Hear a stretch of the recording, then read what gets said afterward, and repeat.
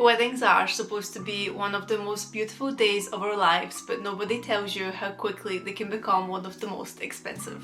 And more importantly, how easy it is to go into debt just to meet other people's expectations. So today I want to walk you through exactly what planning a wedding without debt has looked like for me so far, what I've spent, what I've saved, and what I've learned on my journey so far. Because smart girls don't gatekeep, and we all deserve to feel good during the planning process and not just on the day. Hi, I'm Dr. Alexandra and welcome to my channel and the first chapter of my Debt-Free Wedding Diaries. Let's start with the reality here in the UK because the numbers genuinely shocked me. According to Bank of Scotland, an average UK wedding costs around 31,000, and this cost can creep up even higher depending on where you're based and what kind of production you're going for. Now I must say this is something that I was really shocked by because people tend to throw the number around of 20 to 25,000, and this was actually much higher than I thought it was going to be. A recent survey from Hitched found that 1 in 3 couples go into debt just to fund their wedding, with many looking for credit cards or personal loans just to cover the costs,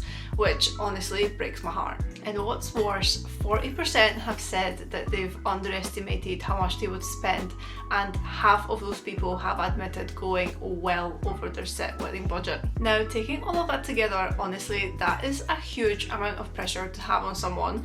And I think a lot of people, especially women, including myself, there's this kind of invisible narrative that if you don't have this perfect cinematic wedding, you're essentially missing out and you're not doing things right. But I knew early on that I didn't want to start our marriage with having essentially like this weight hanging over me. I'm also in a phase of building. I'm building a future, a career, a life, and most importantly, a healthier relationship with money, and wedding debt just didn't align with any of that whatsoever. And just to note, I'm actually the first person to get married in my friend group, so I didn't really have like real life examples to lean on, so I had to figure literally everything from scratch. That made me even more determined to be transparent, to make conscious decisions, and also build a wedding day that actually felt like the two of us and not just a random Pinterest template. Alright, let's get into the numbers because I promised to be transparent. So let me talk you through the list of deposits that we've put down so far. So this will come as no surprise, but number one is the venue.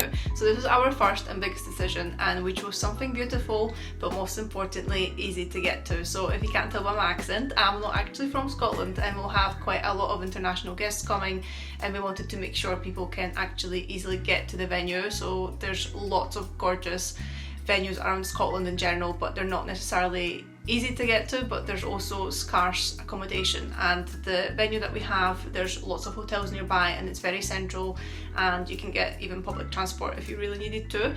So we've ticked off the beautiful, easy to access, and still within reason. And the deposit for this was £1,165.65. Now next came the photography and videography. So our photographer was a priority for us because we wanted someone who captured moments and not just post photos. And I know a lot of people are into like candid photography, but not every photographer can actually execute that well. So I feel like the person that we've gone with can really execute our vision, and the deposit for him was £500 exactly. So with videography, this was something that we debated, but I loved the idea of having like a proper film to look back on. And nowadays you can get social media creators essentially to come out and capture little moments from your day, which is great, and I think it's a great alternative for a videographer. However, they don't capture the overall full wedding, and you know, they'll capture those little snippets which will be social media friendly. So this was something that was really important to us, and we went with the videographer. And to be honest, the person that we've booked, he's honestly so fun, and I can't wait to have him at our wedding. And the deposit for him was £450. Next came the ceremony violinist. So music makes a moment, and this is something that really felt like us. And the girl we booked, she is so talented. I honestly listen to her covers on Instagram and TikTok on repeat. In general, I listen to a lot of classical covers of pop songs because, well, it's clear I had Vitamin String Quartet as my top artist in 2024 on Spotify. So yeah, I am obsessed. And the deposit for that was £60. So other things we've booked includes decor, and we went with a stylist that can really bring our vision to life without overdoing it.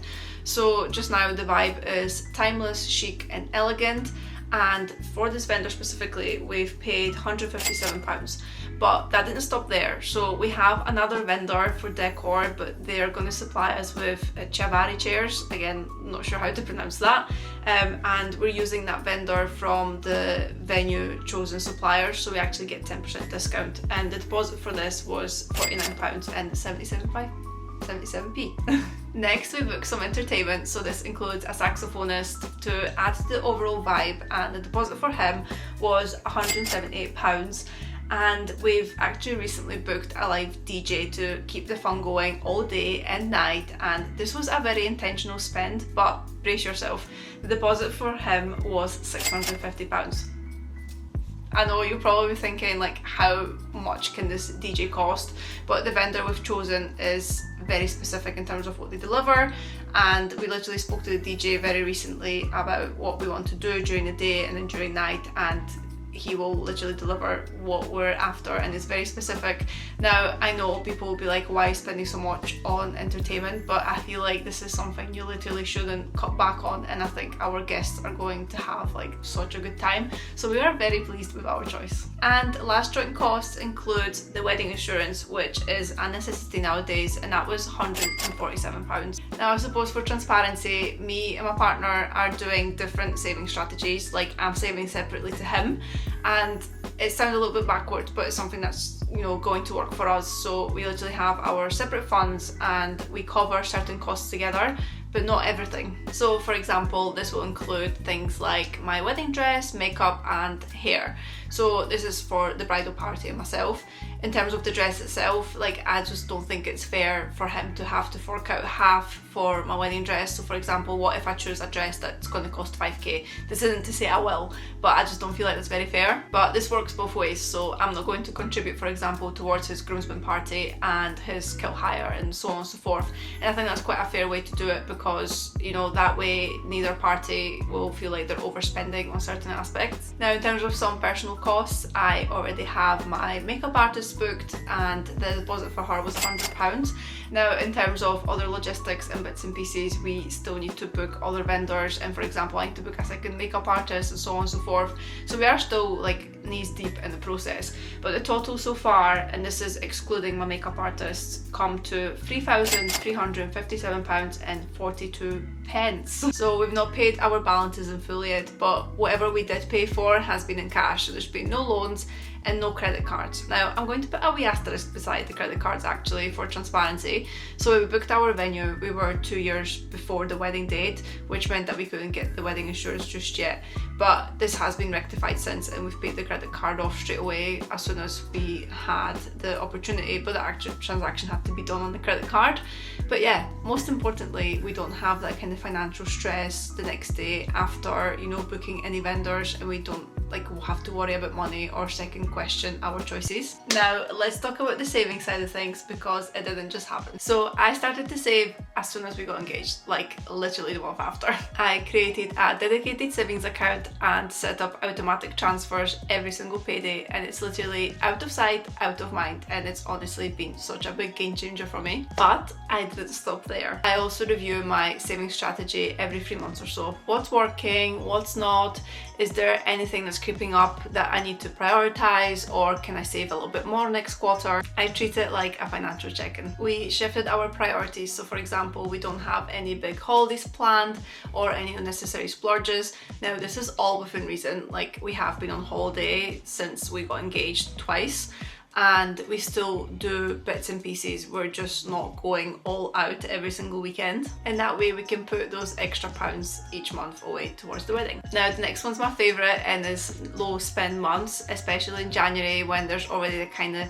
reset energy anyway, and having that kind of no spend month challenge really helps to boost the fund.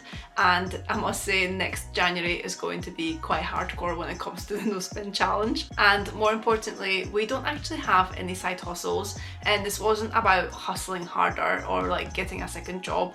It was about being more intentional with what we already had. Saving like this isn't glamorous and it's not trending on Reels, and I think everyone has wondered what weddings actually cost, and even when you look on social media, it's really hard to tell whether those people have saved for their wedding. Did they have majority of their stuff gifted? Did someone else pay for them? Was it, you know, on credit cards, loans? Like, you never really know. And to be honest, when I see some of the things on social media, I do wonder how people afford their weddings. So I thought this would be quite insightful and transparent into how I'm basically managing my wedding fund and also how I'm affording my wedding in the first place. So this is my current balance of my savings. Of course, this is taking account of all the deposits that we've paid so far. The way I'm going about it has allowed me to feel more in control and essentially avoid that financial spiral that so many people fall into. If there's one thing I've realised, it's this: social media will have you question everything. Now, we all know social media is a highlight reel, but it's still so easy to fall trapped to. It starts off harmless, you're just collecting ideas, getting inspired, and suddenly you're 3 hours deep into wedding TikTok wondering if you need a flower wall, a champagne tower, and a dress reveal moment with a fog machine. It's amazing for inspiration, but I honestly want to shout it from the mountaintops: it is not a price list.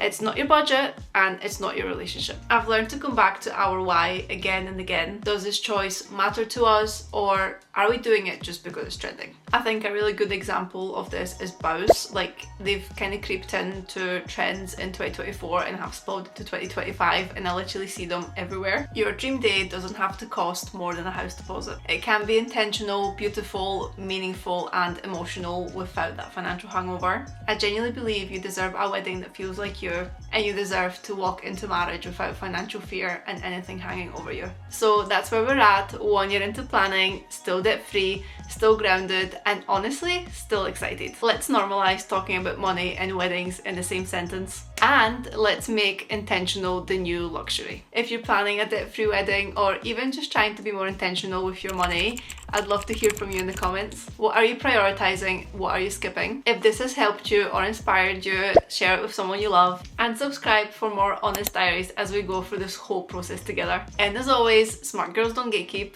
Until next time, I'll see you later. Bye!